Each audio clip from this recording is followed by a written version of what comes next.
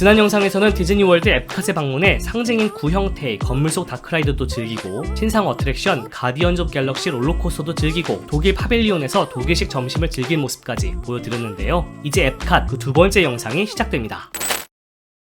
독일 파빌리온에서 벗어나 방문한 곳은 프랑스 파빌리온. 이곳에는 미녀와 야수 싱얼롱 어트랙션이 있습니다. 미녀와 야수 영상을 보며 노래를 따라 부르는 건데 가사가 자막으로 나오니까 어렵지 않습니다. 원작과 달리 게스톤의 부하, 르프의 시점으로 이야기가 진행되는 게 신기한 점이라고 할 수 있는 공연형 어트랙션입니다. 프랑스 파빌리온에는 레미의 라따뚜이 어드벤처 어트랙션도 있습니다. G 모양의 차량을 타고 라따뚜이 속 레미의 입장이 되어 즐기는 다크라이드인데 최근에 오픈해 인기가 많죠. 프랑스 파리 디즈니랜드에 있는 어트랙션과 동일한 버전입니다.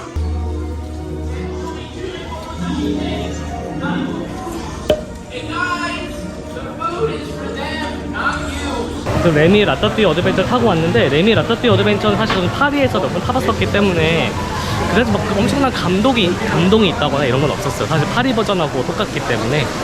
근데 뭐 미국에 계신 분들은 재밌다고 느끼셨겠죠, 아무래도. 갑자기 비가 내렸습니다. 올랜도에서는 갑자기 비가 오는 경우가 많기 때문에 우산이나 우의를 꼭 챙겨야 합니다. 디즈니월드 앱캇은 엑스포 같은 느낌이 있는데 각 건물별로 테마가 있기 때문이죠. 이 건물은 상상력 파빌리온이에요. 이곳에는 저니 인투 이매지네이션 위드 피그먼트라는 어트랙션이 있는데 보라색 용 캐릭터인 피그먼트와 함께 상상력 세계로 가는 다크라이드입니다. 피그먼트는 앱캇에서만 볼 수 있는 캐릭터로 우리에게 생소할 수 있는데요. 디즈니월드를 자주 가는 사람들에게는 굉장히 인기가 많은 캐릭터입니다.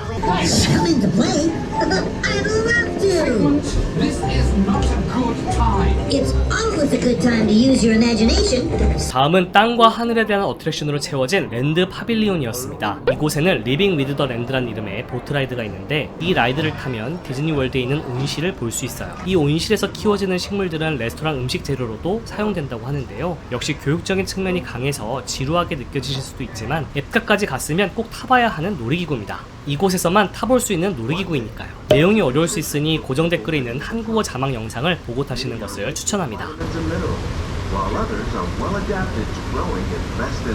디즈니의 인기 어트랙션 중 하나인 소어링도 있죠. 롯데월드의 플라이벤처가 이 소어링의 영향을 받아서 생긴 건데 하늘에 매달린 채로 하늘을 나는 기분을 느끼는 시뮬레이터 어트랙션입니다. 한때 인기가 정말 많았지만 최근 앱캇에 신규 어트랙션들이 생기면서 대기 시간이 많이 줄었더라고요. 바다를 테마로 하는 파빌리온도 있습니다. 이곳에는 더 시즈 위드 니모 앤 프렌즈라는 이름의 어트랙션이 있는데요. 천천히 움직이는 조개 차량을 타고 니모를 찾아서 캐릭터들을 보는 다크라이드입니다. 신기한 것은 실제 수족관에 영상을 쏴서 캐릭터가 실제 물에 있는 것 같은 느낌을 준다는 건데요. 꼭 자세하게 보시길 바랄게요. 타고 나오면 실제 수족관도 마련되어 있습니다. 운이 좋으면 스쿠버 다이빙 중인 미키를 만날 수도 있으니까 찬찬히 둘러보시고요.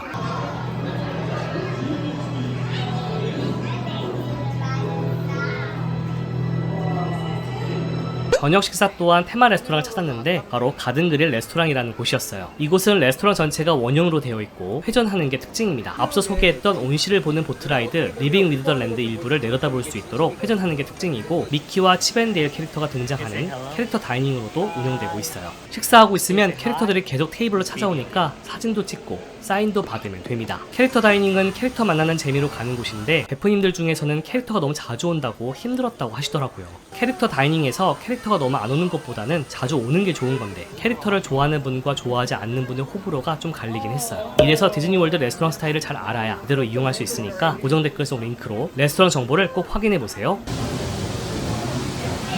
애니메이션 하는 사람들 없어요? 애니메이션은 다 켈리에 가 있어요.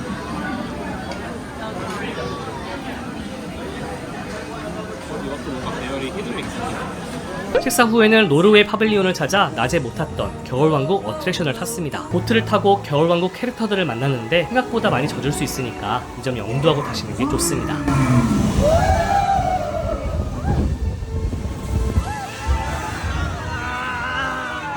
그리고 마무리는 불꽃놀이. 현재 디즈니월드 앱캇에서는 하모니어스라는 공연을 매일 하는데 파크 중앙에 있는 호수에서 진행합니다. 이전 영상에서 소개해드렸던 매직밴드 플러스가 공연에 맞춰 빛나기도 하니까 매직밴드 플러스가 있다면 꼭 확인해보세요. 유명한 디즈니 노래들을 세계 각국의 가수들이 불러서 이국적인 느낌을 주는데 앱캇이라는 파크의 특징을 잘 녹여낸 50주년 기념 공연이죠.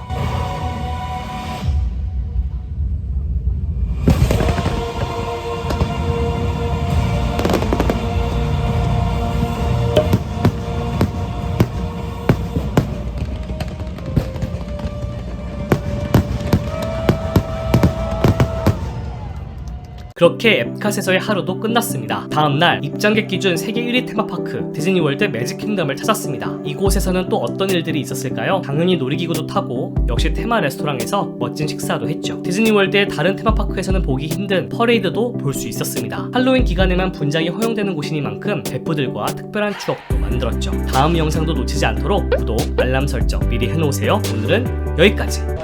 뭐라고요? 역시 테마파크 버프입니다. 이런 얘기는 버프님과 함께하면 들을 수 없어요.